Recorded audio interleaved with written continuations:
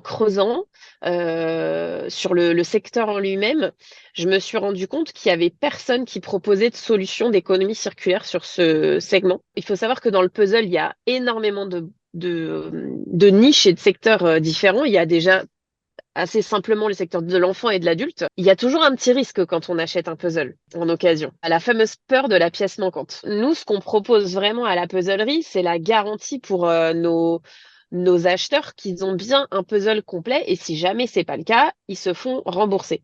Ou on peut Hmm. leur renvoyer les fameuses pièces qui manquent parce qu'aujourd'hui, les puzzles d'occasion qu'on revend, c'est uniquement des puzzles soit dont on distribue les marques, soit dont les références sont référencées sur notre site. Si jamais il y a cette fameuse pièce qui nous manque, eh ben on a la possibilité de la renvoyer comme si c'était un puzzle neuf en fait. Là où nous aujourd'hui on fait la différence, c'est que moi je considère aujourd'hui que l'économie circulaire, que ce soit à tous les niveaux et plus spécifiquement dans le secteur textile dont je viens, c'est l'avenir pour moi quand on parle d'éco-responsabilité aujourd'hui de faire du made in France ou des produits dits propres, tracés et tout ce qu'on veut, c'est plus suffisant parce que on continue de surproduire en fait. À partir du moment où on fabrique un nouveau produit, c'est de la surproduction alors qu'il Hmm. y a plein de choses qui sont déjà fabriquées, existantes, qui traînent dans les placards et qui ne servent à rien, notamment sur des produits qui sont quasiment à usage unique comme le puzzle. Moi, ça me semblait essentiel de se positionner sur ce segment et d'apporter une solution à cette problématique. En fait, c'est un produit un peu qu'on consomme, je dirais, un peu comme un jeu vidéo. Alors pour le coup, les jeux vidéo, bah, il y a des gens qui les font et qui les refont ou qui les gardent, mais c'est vrai Ouais. qu'il y a aussi plein de gens, une fois qu'ils ont terminé un jeu, bah, ils n'ont pas spécialement envie de le refaire parce que Hmm. ils y ont passé déjà beaucoup de temps, parfois ils ont un peu galéré. En fait, les puzzles, c'est finalement un produit où, quand les gens ne les refont pas, s'ils les laissent pas dans les placards, ils vont avoir tendance à se les échanger, à le prêter à des amis ou à de la famille. Le lancement de notre marque, il est apparu comme une évidence parce qu'on avait envie de pouvoir proposer aussi des choses à notre goût et aussi de se positionner avec des choses qui sont vraiment différentes du marché. Donc là, en fait, on vient de changer le nom de notre marque. On l'a renommée Marie Chantal. La puzzlerie, ça existe toujours. C'est notre site internet sur lequel on distribue nos marques. On se fait des fois une image d'une femme qui s'appellerait Marie Chantal, qui peut être un peu biaisée, parce qu'une Marie Chantal, elle peut avoir un côté très chic, presque un peu coincé, et finalement, dans la vie privée, elle peut être très délurée.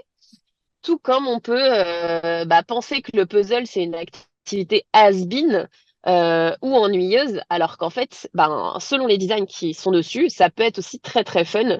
Et ça peut être une activité, c'est une activité géniale qui peut être hyper relaxante et qui est adaptée à tout le monde finalement. On voulait aussi un petit peu se moquer des stéréotypes qu'on peut avoir en fait en tête sur un puzzle. Bah, c'est les vieux puzzles affreux Hmm. avec les petits chats dans les paniers.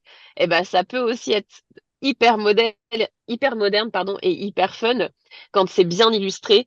Tous les puzzles peuvent être précommandés toujours sur notre site internet directement, donc le site de la puzzlerie, donc à prix toujours réduit jusqu'à ce Toujours. qu'on les reçoive d'ici octobre, novembre, selon le nombre de pièces, ça va pas être les mêmes délais, mais en tout cas, voilà, il est toujours possible de les précommander sur notre site. Lancer une production, c'est quand même un sacré budget.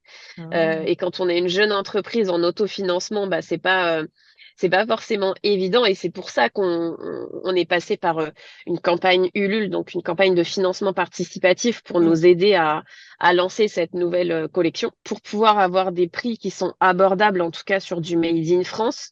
Et c'est le choix qu'on a fait sur le maximum de ce qu'on peut, parce qu'il y a encore certains, les mini-puzzles, par exemple, pour le moment, on peut pas encore les produire en France, mais ça ne saurait tarder. C'est vrai qu'on est obligé de tout de suite produire beaucoup d'unités. On va participer à un salon professionnel tout début septembre. Donc, si jamais il y a des auditeurs qui ont des boutiques ou qui souhaitent revendre les puzzles de Marie Chantal, ils peuvent nous trouver sur le salon Maison et Objets tout début septembre. Et après, l'autre actualité, enfin qui n'en est pas forcément une, mais c'est aussi quelque chose qu'on fait, Mhm. c'est qu'on s'adresse aussi aux professionnels Mhm. qui veulent, qui sont pas du tout spécialisés dans le puzzle, mais qui veulent lancer. soit une collection, soit développer un puzzle pour peut-être offrir à des salariés.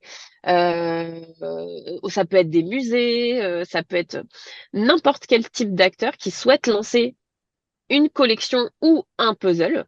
Nous, on se positionne en tant qu'intermédiaire avec l'industriel pour leur faciliter la tâche parce que c'est vrai que faut quand même comprendre un peu tous les fonctionnements et on leur permet aussi de pouvoir avoir des tarifs plus abordables que s'ils passaient en direct avec l'industriel parce que comme nous, on produit des plus grosses quantités, on peut aussi leur permettre de bénéficier de ça.